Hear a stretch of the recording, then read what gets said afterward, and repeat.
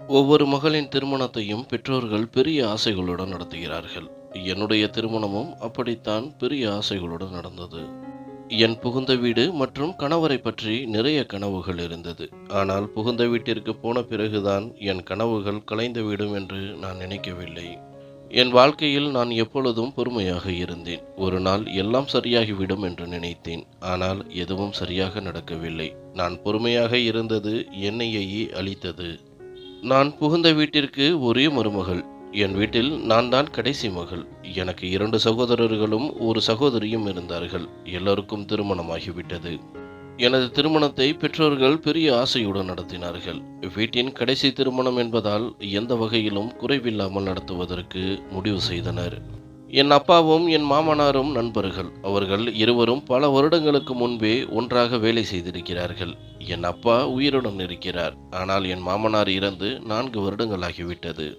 இப்போது அந்த வீட்டில் என் கணவரும் என் மாமியார் மட்டுமே இருந்தார்கள். புகுந்த வீட்டில் அதிக உறுப்பினர்கள் இல்லை என்று என் பெற்றோர்கள் சொல்லியிருந்தார்கள். நீ அங்கு சந்தோஷமாக இருப்பாய் என்றார்கள். என் அப்பா என்னை வழி அனுப்பும்போது, பெண்ணே, உன் புகுந்த வீட்டில் அனுசரித்து போக முயற்சி செய். கஷ்டமோ பிரச்சனையோ வந்தால் தாய் வீட்டிற்கு வராமல் புகுந்த வீட்டிலேயே உன் பிரச்சனைகளை தீர்த்துக்கொள். திருமணத்திற்கு பிறகு ஆரம்ப நாட்களில் பெண்களுக்கு நிறைய பிரச்சனைகள் வரலாம். யார் அதை சமாளிக்கின்றார்களோ அவர்களுக்குத்தான் ஒரு நாள் நல்ல நாள் வரும் என்றார். அவர் சொன்னதை நான் நன்றாகவே புரிந்து கொண்டேன். என் புகுந்த வீட்டில் எப்படியும் அனுசரித்து போக முயற்சிப்பேன் என்று அவரிடம் வாக்குகள் கொடுத்தேன். திருமணம் முடிந்து முதல் இரவு அறையில் கணவருக்காக காத்திருந்தேன். அப்பொழுது கதவு திறந்தது. என் கணவர் உள்ளே வந்ததும் என் சுவாசம் நின்றது. அவர் எனக்கு ஒரு அந்நியரை போல இருந்தார். அவர் என் பக்கத்தில் வந்து உட்கார்ந்து சிகரெட் குடிக்க ஆரம்பித்தார். என் இதயம் வேகமாக துடித்தது. அவருடைய இந்த செயல் எனக்கு பிடிக்கவில்லை. புகையை விட்டபடியே அவர் சொன்னார், சிகரெட் குடிப்பது என் பழக்கம். உனக்கு பிடிக்காமல் இருக்கலாம், ஆனால் இதை மாற்ற முடியாது. நீ என் மனைவி. இங்கே எது நடந்தாலும் நீ பொறுத்துக்கொள்வது உன் கடமை என்றார். அவர் சொன்னதை கேட்டு நான் அமைதியாகிவிட்டேன். என் வார்த்தைகள் உள்ளுக்குள்ளேயே அமிழ்ந்து போனது போல் இருந்தது. நான் சற்று நேரம் முன்பு வரை சந்தோஷமாக இருந்தேன். ஆனால் இப்பொழுது அந்த சந்தோஷம் மறைந்து போவது போல் இருந்தது. மேலும் அவர் என்னிடம், இப்பொழுது உன் பெற்றோர்கள் சந்தோஷமாக இருப்பார்கள். எங்களைப் போல பணக்கார குடும்பம் உங்களுக்கு எங்கே கிடைக்கப் போகிறது என்று விஷம் கலந்த வார்த்தைகளில் பேசினார். அவர் சொன்னதை கேட்டு என் கண்களில் கண்ணீர் வந்தது. ஒரு கணவன் திருமணத்தில் முதல் இரவில் தன் மனைவியிடம் இப்படி பேசுவானா என்று. ஆனால் நான் என்னை கட்டுப்படுத்தி கொண்டேன். அவர் என் கண்களில் கண்ணீரை பார்த்து விட்டார். அதற்கு அவர், இந்த கண்ணீர் யாரையும் உருக வைக்காது, உன்னை பலவீனமாகத்தான் காட்டும் என கூறிக்கொண்டே சிகரெட்டை அணைத்துவிட்டு படுக்கையில் படுத்துக்கொண்டார். லைட்டை அணைத்துவிடு, எனக்கு தூக்கம் வருகிறது என்றார். என் கைகள் நடுங்க ஆரம்பித்தன. நான் எழுந்து சுவிட்சை அணைத்தேன். அறையில் இருள் சூழ்ந்தது. சிறிது நேரம் அமைதியாக இருந்தது. பிறகு அவர் விடும் குரட்டை சத்தம் கேட்டது. நான் மெதுவாக அழுது கொண்டிருந்தேன். என் திருமணத்தின் முதல் இரவு போல எந்த பெண்ணின் முதல் இரவும் கழிந்திருக்காது என்று நினைத்தேன்.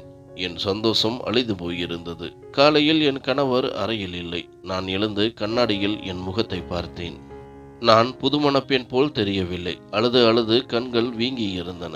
அப்பொழுது யாரோ கதவை தட்டும் சத்தம் கேட்டது. நான் திரும்பி பார்த்தேன். என் மாமியார் அறைக்குள் நுழைந்தார். சிவப்பு நிற புடவை, பருமனான உடல், நெற்றியில் பெரிய பொட்டு வைத்திருந்தார். சீக்கிரம் கீழே வா, எல்லோரும் உனக்காக காலை உணவுக்கு காத்திருக்கிறார்கள். மருமகளாக வந்திருக்கின்றாய். முதலில் மருமகளுக்கான பொறுப்பை தெரிந்து கொள் என்றார். நானும் தலையசைத்தேன். எதுவும் பேசவில்லை. ஆனால் என் மாமியாரும் தன் உண்மையான முகத்தை காட்டிவிட்டார் என்று உறுதியாக தெரிந்தது. நான் கீழே சென்றேன். எல்லோரும் காலை உணவை சாப்பிட்டுக் கொண்டிருந்தார்கள். யாரும் என்னை கவனிக்கவில்லை. என் மாமியார் சொன்னார், டீ போட தெரியுமா என்று. டீ போட தெரியுமா என கேட்க நானும் அமைதியாக ஆம் என்றபடி தலையசைத்தேன். அவர் என்னிடம், சமையலறைக்கு போய் டீ போடு, பாதி தண்ணீர் பாதி பால் ஊற்று, சர்க்கரை டீ தூள் 1 ஸ்பூனுக்கு மேல் போடாதே என்றார். நான் அமைதியாக எல்லாவற்றையும் கேட்டுக்கொண்டேன். சமையலறைக்கு சென்று அவர் சொன்ன முறைப்படி அமைதியாக டீ போட ஆரம்பித்தேன். டீ போடும்போது அடுப்புடன் என் நம்பிக்கைகளும் எரிந்து கொண்டிருந்தன. காலை உணவுக்கு பிறகு எல்லோரும் எழுந்து போய்விட்டார்கள். விருந்தினர்கள் வீட்டில் தங்கி இருந்தார்கள். நான் மட்டும் தனியாக உட்கார்ந்திருந்தேன். சிறிது நேரம் கழித்து என் கணவர் வீட்டிற்குள் வந்து என் பக்கத்தில் உட்கார்ந்தார். எனக்கும் டீ வேண்டும் என்றார். நான் உடனே போட்டு வருகிறேன் என்றேன். நான் எழும்ப போனேன். அவர் என் கையை பிடித்து, இங்கிருக்கும் பழக்க வழக்கங்களின்படி நீ நடக்க வேண்டும். என் அம்மா முன்னால் ஒருபோதும் பேசாதே. நான் என்ன செய்தாலும் அறிவுரை சொல்லும் தவறை ஒருபோதும் செய்யாதே. புரிந்ததா என்றார். நானும் அமைதியாக சென்று சமையலறைக்கு டீ போட ஆரம்பித்தேன். நாட்கள் இப்படியாக போய்க் கொண்டிருந்தது. நான் எதுவும் பேசவில்லை என்றாலும் மாமியார் என்னை ஏசுவார். ஏதாவது சொன்னால் என் வார்த்தைகள் அவருக்கு பிடிக்காது. இரவானால் என் கணவர் போதையில் வீட்டிற்கு வருவார். என்னிடம் பேசாமல் தூங்கிவிடுவார். நான் படுக்கையின் ஒரு ஓரத்தில் சுருண்டு படுத்துக் கொள்வேன். எனக்கு இங்கே தங்கும் தைரியத்தை கடவுள் கொடுக்க வேண்டும் என்று பிரார்த்தனை செய்வேன். ஏனெனில் எனது பிறந்த வீட்டின் நிலைமை எனக்கு மட்டுமே தெரியும். எனது கல்யாணத்திற்கு பெற்றோர்கள் கடன் வாங்கி மிகவும் சிரமப்பட்டு கொண்டிருக்கின்றார்கள் என்பதும் புரியும். பல நாட்கள் இரவு போய் பகல் வந்தது. ஆனால் என் வாழ்க்கையில் எந்த வெளிச்சமும் இல்லை. அதன் பிறகு வந்த நாட்களில் கணவருக்கு நான் இரவில் மட்டும் அழகாக தெரிய ஆரம்பித்தேன். அந்த நேரம் மட்டும் அவரின் குணங்கள் அப்படியே மாறியிருக்கும். ஒரு நாள் கணவரும் எப்பொழுதும் போல வேலைக்கு கிளம்பி சென்று விட்டார். அவர் போன பிறகு மாமியார் என் அறைக்கு வந்தார். அவரின் முகம் கோபத்தில் சிவந்திருந்தது. சீக்கிரம் எழுந்து வீட்டு வேலைகளை ஆரம்பி. இது ஒன்றும் நீ தங்கியிருக்கும் ஹோட்டல் இல்லை. வீட்டில் வேலைகள் அனைத்தையும் நீதான் பார்க்க வேண்டும். எழுந்து சீக்கிரம் வா என்று கத்திவிட்டு சென்றார். நானும் அமைதியாக படுக்கையை விட்டு எழுந்து சென்றேன். சிறிது நேரம் கழித்து எனது மாமியார் எங்கோ போக வேண்டியிருந்தது. அவர் கையில் ஒரு பையும் ஒரு சாவியும் இருந்தது. பார், ஃப்ரிட்ஜ் சாவி என்னிடம் இருக்கிறது. ஃப்ரிட்ஜுக்கு பூட்டு போட்டிருக்கின்றேன். உனக்கு என்ன வேண்டுமென்றாலும் என்னிடம்தான் கேட்க வேண்டும். என் அனுமதி இல்லாமல் ஒருபோதும் ஃப்ரிட்ஜ் கதவை திறக்கக்கூடாது. புரிந்ததா என்றார். நானும் மெதுவாக சரி அத்தை என்றேன். அவர் கதவை திறந்து சமையலறைக்குள் போய் எண்ணி பார்த்து சில காய்கறிகளை எடுத்து வந்தார். 2 உருளைக்கிழங்கு, ஒரு தக்காளி, ஒரு வெங்காயம் கொண்டு வந்தார். இந்த காய்கறிகளை வைத்துதான் இரவு சாப்பாடு செய்ய வேண்டும். உருளைக்கிழங்கு தக்காளி குழம்பு செய். எண்ணெயையும் மிளகாயையும் ரொம்ப கம்மியாக போடு. எங்கள் வீட்டில் கம்மியாகத்தான் எண்ணெய் மிளகாயை சாப்பிடுவோம். சாப்பாடு சுவையாக இருக்க வேண்டும், ஞாபகம் வைத்துக்கொள் என்றார். நான் சொன்னேன், அத்தை, 2 உருளைக்கிழங்கு, அதுவும் சின்னதாக உள்ளது. இந்த தக்காளி பாதி அழுகி போயிருக்கு. இதில் எப்படி எல்லோரும் சாப்பிடும் அளவிற்கு சாப்பாடு செய்ய முடியும் என்றேன். உடனே அவரும், ஏன் செய்ய முடியாது? நாம் 3 பேர்தான் உள்ளோம். நான் அதிகமாக சாப்பிட மாட்டேன். நீயும் இங்கு யோசித்து சாப்பிட வேண்டும். ஏனென்றால் இது உன் வீடு இல்லை. அங்கு உனக்கு நிறைய சாப்பாடு கொடுத்திருப்பார்கள். இந்த வீடு என் கணவர் பென்ஷனில்தான் ஓடுகிறது. இந்த வீட்டில் உன் தகுதி ஒரு வேலைக்காரியை விட அதிகமாக இல்லை என்று சொல்லி என் மாமியார் காய்கறிகளை என் கையில் கொடுத்து விட்டு போய்விட்டார். நான் அழுது கொண்டே இருந்தேன். நான் சமையல் செய்து கொண்டுதான் இருந்தேன். ஆனால் என் மனதில் நிறைய சந்தேகங்கள் இருந்தது. உப்பு அதிகமாக போய்விடக்கூடாது, எண்ணெய் அதிகமாக போய்விடக்கூடாது, மிளகாய் அதிகமாக போய்விடக்கூடாது என்று. எப்படியோ நான் சாப்பாட்டை சமைத்து விட்டேன். ராத்திரி எல்லோரும் சாப்பிட உட்கார்ந்தார்கள். என் மாமியார் சாப்பாட்டை ருசி பார்த்து விட்டு, நன்றாக உள்ளது, ஆனால் உப்பு கொஞ்சம் கம்மியாக உள்ளது என்றார். அடுத்த தடவை கவனமாக இருக்க வேண்டும் என்றார். எனக்கு உயிர் வந்தது போல் இருந்தது. குறைந்தது என் கையால் செய்த சாப்பாட்டை அவர்களுக்கு பிடித்திருந்தது. என் மாமியார் என்னிடம், இந்த வீடு என்னுடையது, இது நான் கவனித்துக் கொள்கிறேன். உனக்கு என்ன செலவு வேண்டும் என்றாலும் என்னிடம்தான் கேட்க வேண்டும் என்றார். என் கணவரும் அவருடைய சம்பளத்தை அவர்களிடம்தான் கொடுத்து வந்தார். ஆனால் அவரின் சம்பளத்தில் பாதிக்கு மேல் அவரே செலவழித்து விடுவார். வீட்டு கணக்கு எனக்கு எதுவும் புரியவில்லை. இங்கு மிகவும் யோசித்துதான் எல்லா வேலைகளையும் செய்ய வேண்டியிருந்தது. ஒரு நாள் மாமியார் என்னிடம், உன் கணவன் சம்பாதிக்கும் பணத்தில் நீ உரிமை கொண்டாடக்கூடாது. அவன் ஏற்கனவே கொஞ்சம் பணம் தான் கொடுப்பான். வீட்டு செலவுகளை பார்த்துதான் செய்ய வேண்டும். உனது இஷ்டத்திற்கு எதுவும் செய்யக்கூடாது என்றார். நானும் சிறிது நேரம் யோசித்து இருந்துவிட்டு அவரிடம், எனக்கு எப்பொழுதாவது செலவு வந்தாலோ அல்லது உடம்பு சரியில்லாமல் போனாலோ அல்லது ஏதாவது முக்கியமான வேலை இருந்தாலோ எனக்கு யார் பணம் கொடுப்பார்கள் என்றேன். அவர் சிரித்துக்கொண்டே, உனக்கு என்ன செலவு? முதலில் உன் கணவனை கவனித்துக்கொள். உன் உடம்பை பற்றி கவலைப்படுவதை நிறுத்து. பிறகு ஷாப்பிங் கனவெல்லாம் விட்டுவிடு. இது உனது அப்பா சொத்து இல்லை என்றார். என் மாமியார் சொன்ன ஒவ்வொரு வார்த்தையையும் என் மனதில் குத்தி கிழித்தது. நான் அவர்களிடம் எதுவும் சொல்லவில்லை. அந்த வீட்டில் எனக்கு எதுவுமே நன்றாக இல்லை. அங்கு சந்தோஷமே இல்லை. மாலை நேரம் வந்தால் கணவர் எப்பொழுதும் போல குடித்து விட்டு வந்து போதையில் சண்டை போட்டுக்கொண்டே இருப்பார். கணவரும் இப்பொழுது அதிகமாகவே குடிக்கவும் ஆரம்பித்தார். நான் தனியாக உட்கார்ந்து அழுது கொண்டே இருப்பேன். அந்த வீட்டில் என் கஷ்டத்தை யாருமே பார்க்கவில்லை. என் உடைகள், என் விருப்பம், என் எண்ணங்கள் யாருக்கும் முக்கியமும் இல்லை. அங்கு ஒவ்வொரு நாளும் ஒவ்வொரு மாதிரியாக இருந்தது. என் மாமியார் என்னிடம் சின்ன சின்ன விஷயங்களுக்கெல்லாம் கோபப்பட ஆரம்பித்தார். அவரின் ஒவ்வொரு வார்த்தைகளும் கூர்மையாக இருக்கும். அவர் எப்பொழுது வாயை திறந்தாலும் அவர் கணவரின் பென்ஷன் பணத்தில்தான் குடும்பம் நடக்கிறது என்பதை ஞாபகப்படுத்தாமல் இருந்தது இல்லை. என்னிடம் உடைகள் என்று அதிகமாக ஏதுமில்லை. 4 ஜோடி புடவைகள் மட்டுமே இருந்தது. அதுவும் பிறந்த வீட்டிலிருந்து சீதனமாக கொடுத்ததுதான். அது கூட மாமியாருக்கு பிடிக்கவில்லை. நான் குளித்துவிட்டு நல்ல உடைகளை உடுத்தினால் கூட, மகாராணி எங்கே நகர்வலம் செல்கிறீர்கள் என நக்கலாக கேட்டுக்கொண்டிருப்பார். நானும் பலமுறை நினைத்ததுண்டு, பிறந்த வீட்டில் எவ்வளவு சந்தோஷமாக இருந்தேன் என்று. ஆனால் இனி அதை போல ஒரு வாழ்க்கை கிடைக்காது. எப்பொழுதாவது கண்ணாடி முன் பார்த்தால் அதில் நான் தான் தெரிகிறேனா என்பது கூட சந்தேகமாக இருக்கும். என் உடலும் சரி, உள்ளமும் சரி, ஒரு அடிமையைப் போலத்தான் இருந்தது. ஒரு நாள் என் உடல்நிலை மிகவும் மோசமாக தொடங்கியது. நானும் அதை பற்றி கூறி மாமியாரிடம் பணத்தை கேட்க, அவரோ அருகில் இருக்கும் அரசாங்க மருத்துவமனைக்கு சென்று காண்பித்து வா என அனுப்பி வைத்தார். நானும் பக்கத்து வீட்டில் இருந்த ஒரு பெண்ணை அழைத்து கொண்டு மருத்துவமனைக்கு சென்றேன். சில பரிசோதனைகளை எடுத்துவிட்டு வெகு நேரத்திற்கு பிறகு என்னை உள்ளே அழைத்த அங்கிருந்த பெண் மருத்துவர். அவர் என்னிடம் பயப்படும்படியாக எதுவும் இல்லை. நீங்கள் கர்ப்பமாக உள்ளீர்கள் என்ற சந்தோஷமான செய்தியை தெரிவித்தார். ஆனால் அதை கேட்டு எனக்கு சந்தோஷம் உண்டாகவில்லை. மாறாக பயம் கலந்த கவலை மட்டுமே உண்டானது. அதற்கு காரணம், நான் கஷ்டப்படுவதைப் போல எனது குழந்தையும் அந்த வீட்டில் கஷ்டப்படுமோ என்ற எண்ணம் மட்டுமே அதிகமாக இருந்தது. வீட்டிற்கு வந்ததும் மாமியார் அதை பற்றி எதுவுமே விசாரிக்கவில்லை. நானும் இந்த விஷயத்தை முதலில் கணவனிடம்தான் சொல்ல வேண்டும் என்று நினைத்தேன். கணவர் வேலையிலிருந்து வரும் வரை காத்திருந்தேன். பிறகு அவர் வந்தவுடன் இன்று மருத்துவமனை சென்று வந்தேன் என்று மட்டும் கூற, அவரும் எதுவுமே கூறவில்லை.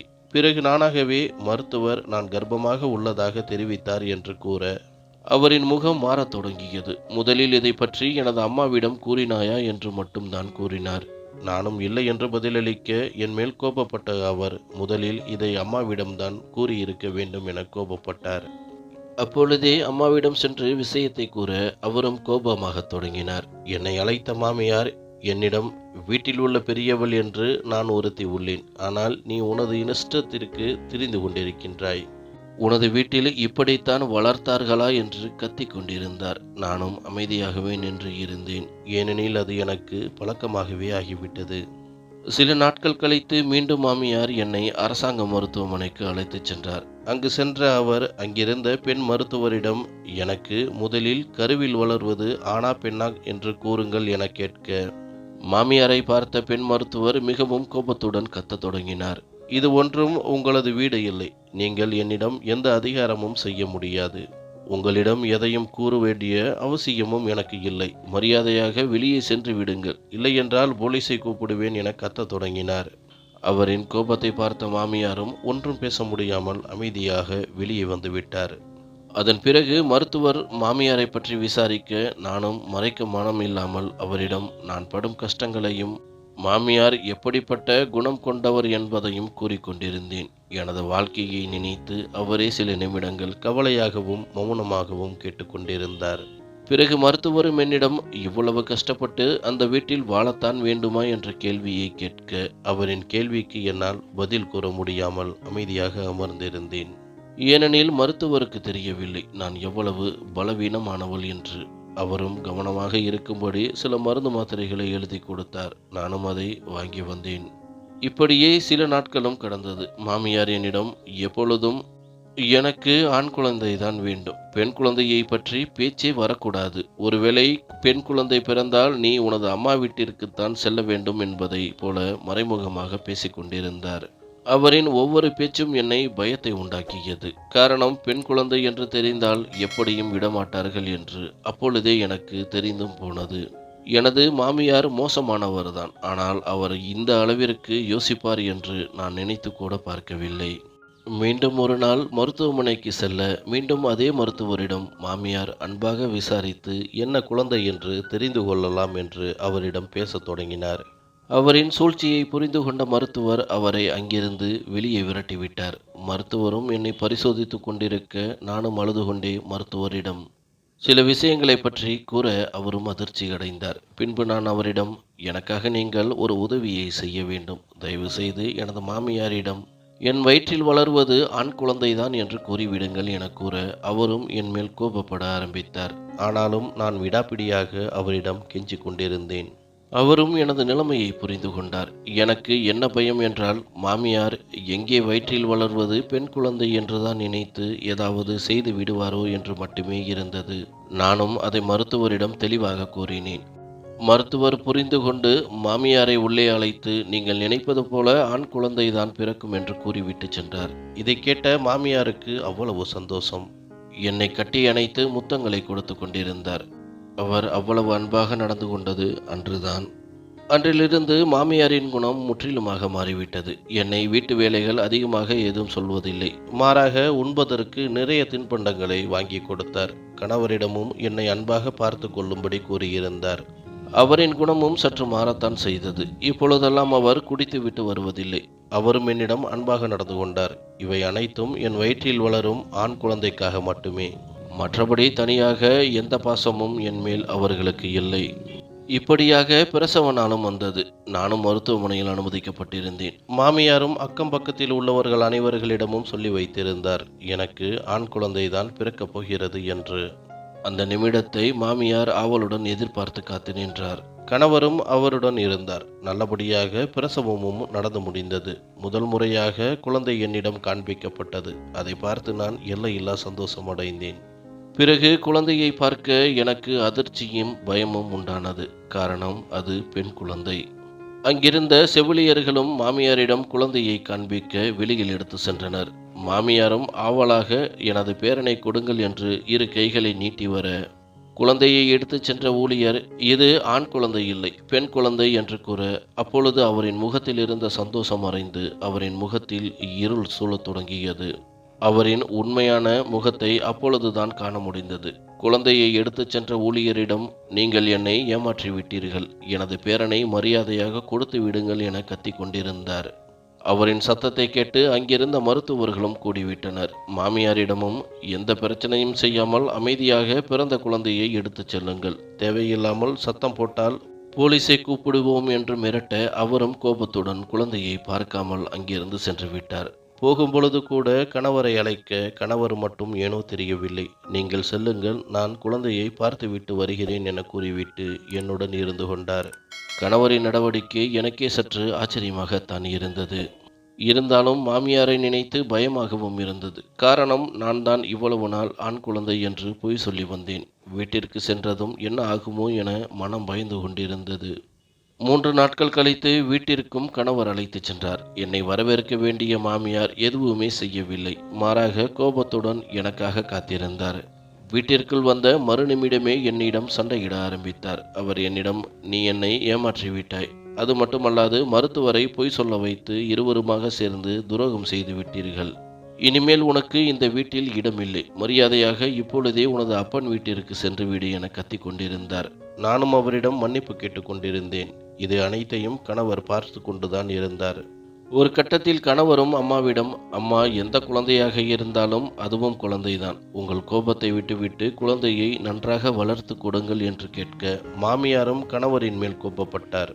உன்னை அவள் மயக்கிவிட்டாள், நீயும் அவளுக்கு அடிமையாகிவிட்டாய் என கத்திக் கொண்டிருக்க, கணவரும் மாமியாரிடம் சிறிதாக கோபப்பட, என்ன நினைத்தாரோ தெரியவில்லை. மாமியார் திடீரென தனது அறைக்குள் சென்று கதவை சாத்தி கொண்டார். கணவரும் எங்களின் அறைக்கு அழைத்து சென்றார். எனக்கு ஆச்சரியமாக இருந்தது. கணவர் எனக்காக பேசுவார் என்று நினைத்து கூட பார்க்கவில்லை. குழந்தையின் முகத்தை பார்த்ததிலிருந்து அவரின் குணம் சற்று மாறித்தான் இருந்தது. கணவரும் என்னிடம், நீ எதற்கும் கவலைப்படாதே, அவருக்கு ஆண் குழந்தை பிறக்கும் என்று ஆசைப்பட்டார். ஆனால் பெண் குழந்தை பிறந்து விட்டது. அதற்கு நீயும் ஒரு வகையில் காரணம்தான். நீ அவரிடம் பொய் சொல்லி இருக்கக்கூடாது. எல்லாம் போக போக சரியாகிவிடும், தைரியமாக என கூறிக்கொண்டிருந்தார். நானும் ஆச்சரியமாக இது கணவர்தானா என்பதைப் போல பார்த்து கொண்டிருந்தேன். குழந்தை பிறந்து சில நாட்கள் கடந்தது. அதுவரை மாமியாரின் கோபம் தீரவே இல்லை. முன்பை விட அதிகமாக திட்டவும் ஆரம்பித்தார். இப்பொழுது குழந்தையையும் சேர்த்து. குழந்தை அழும் சப்தம் கூட மாமியாருக்கு பிடிக்கவில்லை. நானும் கணவர் சொன்னது போல சரியாகி விடுவார் என்றுதான் நினைத்தேன். ஆனால் போக போக அவரின் நடவடிக்கைகள் மோசமாகத்தான் தொடங்கியது. கணவர் எனக்கு ஆறுதலாக இருந்தாலும் அம்மாவை விட்டு கொடுக்கவில்லை. எப்பொழுதும் போல சம்பளம் வாங்கினால் அனைத்து பணத்தையும் அம்மாவிடமே கொடுத்து விடுவார். எனக்கு அதை பற்றி எல்லாம் கவலை இல்லை. எனக்காக சற்று ஆறுதலாக உள்ளாரே என்ற சந்தோஷம் மட்டுமே நிறையவே இருந்தது. குழந்தைக்கு நானும் கணவரும் சேர்ந்து சோபனா என்று பெயர் வைத்தோம். குழந்தை பிறந்து 1 மாதம் கடந்தது. ஒரு நாள் குழந்தைக்கு சளியும் இருமலுமாக உடல்நிலை சரியில்லாமல் போனது. இரவு முழுவதும் குழந்தை அழுது கொண்டிருந்தது. அந்த சத்தத்தை கேட்டு மாமியார் கத்திக் கொண்டிருந்தார். நானும் கணவரிடம், குழந்தைக்கு உடல்நிலை மிகவும் மோசமாக உள்ளது. உங்கள் அம்மாவிடம் சொல்லி கொஞ்சம் பணத்தை வாங்கி வாருங்கள். நாம் மருத்துவமனைக்கு சென்று பார்க்கலாம் என்றேன். கணவரும் நான் சொன்னது போல அம்மாவிடம் சென்று விபரத்தை கூறி பணத்தை கேட்க, அதற்கு மாமியாரோ, குழந்தை இருந்தால் இதெல்லாம் சகஜம்தான். எதற்காக பணத்தை செலவழித்து மருத்துவமனைக்கு செல்ல வேண்டும்? அவசியமில்லை, தானாகவே சரியாகிவிடும். நீ சென்று உனது வேலையை பார் என்று கோபத்துடன் கூறினார். கணவரும் என்னிடம், அம்மா பணத்தை கொடுப்பதற்கு மறுக்கிறார். நீ ஒன்றும் கவலைப்படாதே. நாளை வேலையிலிருந்து வரும்பொழுது நண்பர்களுடன் கடன் வாங்கி வருகிறேன். பிறகு மருத்துவமனைக்கு செல்லலாம் என்று கூற, நானும் அந்த நேரத்தில் அமைதியாகிவிட்டேன். ஆனால் குழந்தையை நினைத்து பெரும் கவலையாக இருந்தது. குழந்தை இரவு முழுவதும் தொடர்ந்து அழுது கொண்டே இருந்தது. கணவரும் காலை எப்பொழுதும் போல வேலைக்கு சென்று விட்டார். கணவர் சென்ற பிறகு குழந்தை இன்னும் அதிகமாக அழத் தொடங்கியது. வெகு நேரமாக அழுது கொண்டிருந்ததால் நானும் மாமியாரிடம் சென்று, மருத்துவமனைக்கு செல்ல வேண்டும்.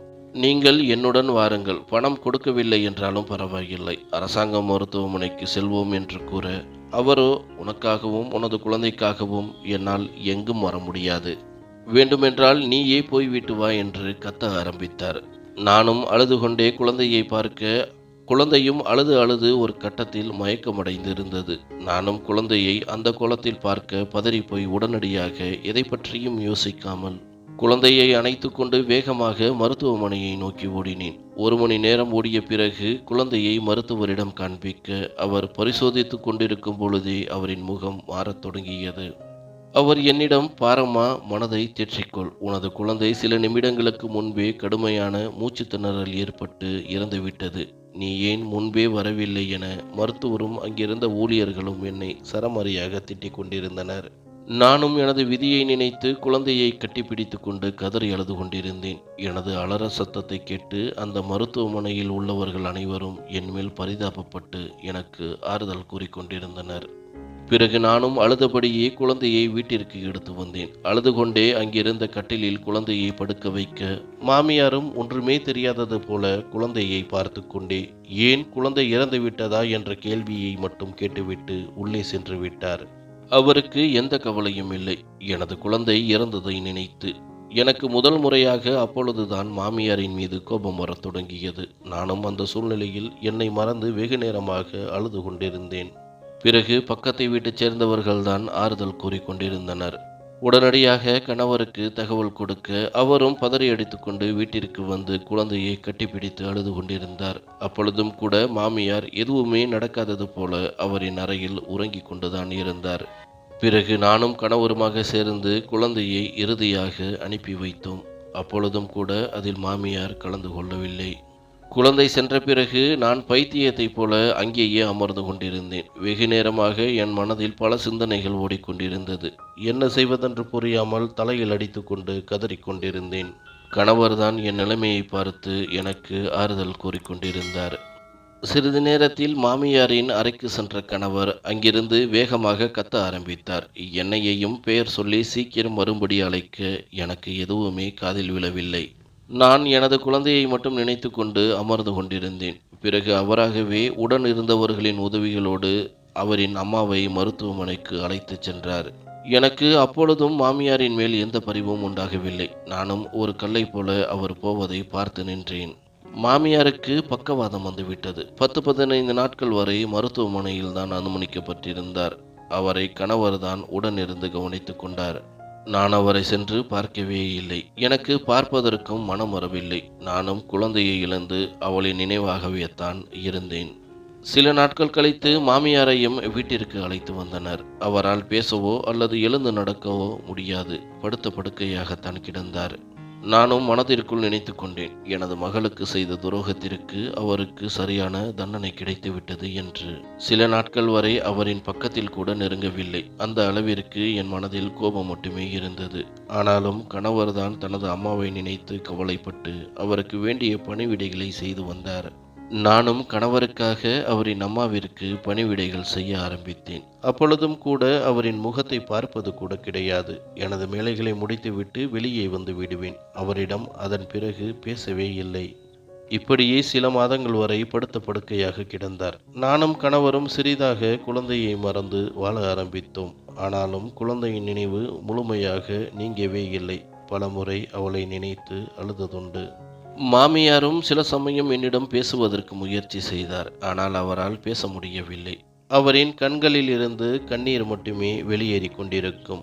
எனக்கும் அப்பொழுது புரிந்து போனது, இவர் எதற்காக கண்ணீர் வடிக்கிறார் என்று. எனக்கு செய்வதெல்லாம் செய்துவிட்டு இப்பொழுது கண்ணீர் வடித்து என்ன பயன் என்று நானே மனதிற்குள் சிரித்துக் கொள்வேன். நான் மீண்டும் கர்ப்பமானேன். அந்த நிலையிலும் கூட மாமியாருக்கு பணிவிடைகளை செய்துதான் வந்தேன். சில மாதங்கள் கழித்து எனக்கு ஒரு ஆண் குழந்தையும் பிறந்தது. அந்த குழந்தையை எடுத்துச் சென்று மாமியார் முன் நீட்டி, அத்தை, இதோ பாருங்கள், நீங்கள் கேட்ட ஆண் குழந்தை எனக்கு பிறந்துள்ளது. ஆனால் உங்களுக்கு அதிர்ஷ்டம் இல்லை. இவனால் உங்கள் கைகளால் ஏந்தக்கூட முடியாது. நீங்கள் நினைத்தது கிடைத்துவிட்டது. ஆனால் உங்களால் அதை ஏற்றுக்கொள்ள முடியவில்லை. உங்களுக்கு இறைவனும் இறந்து போன எனது குழந்தையும் நல்ல தண்டனையாக கொடுத்து விட்டார்கள். இதற்கு மேல் தண்டனை கொடுக்க எவராலும் முடியாது. நீங்கள் செய்த பாவத்திற்கு இங்கேயே தண்டனை கிடைத்து விட்டது. இனிமேல் நீங்கள் வருத்தப்பட்டு எதுவும் ஆகப் போவதில்லை என நானும் கோபமாக கூறினேன். அவரும் சில நாட்களிலேயே அழுது கொண்டே இறந்து போனார். அவர் இறப்பதற்கு முன்பு கூட எனது மகனை காண வேண்டும் என்று சைகையில் காண்பித்து கொண்டிருந்தார். அது மட்டுமல்ல, அவர் என்னிடமும் என்னை மன்னிக்கும்படி அழுது கொண்டே செய்கை காண்பித்தார். ஆனால் நானோ எனது மகனையும் அவரிடம் கொடுக்கவே இல்லை. அது மட்டுமல்லாது நானும் அவரை மன்னிக்கவும் இல்லை. இது அடுத்தவர்களுக்கு வேண்டுமானால் சாதாரணமாக தெரியலாம். ஆனால் நான் பட்ட வலியும் வேதனையும் எனக்கு மட்டுமே தெரியும். மாமியார் இறந்து 2 வருடங்கள் ஆகிவிட்டது. ஆனாலும் எப்பொழுதாவது அவரை நினைக்கும் பொழுது அவர் என்னிடம் நடந்து கொண்ட விதமும் என் குழந்தைக்கு அவர் செய்த பாவமும் தான் முதலில் நினைவிற்கு வரும். நன்றி.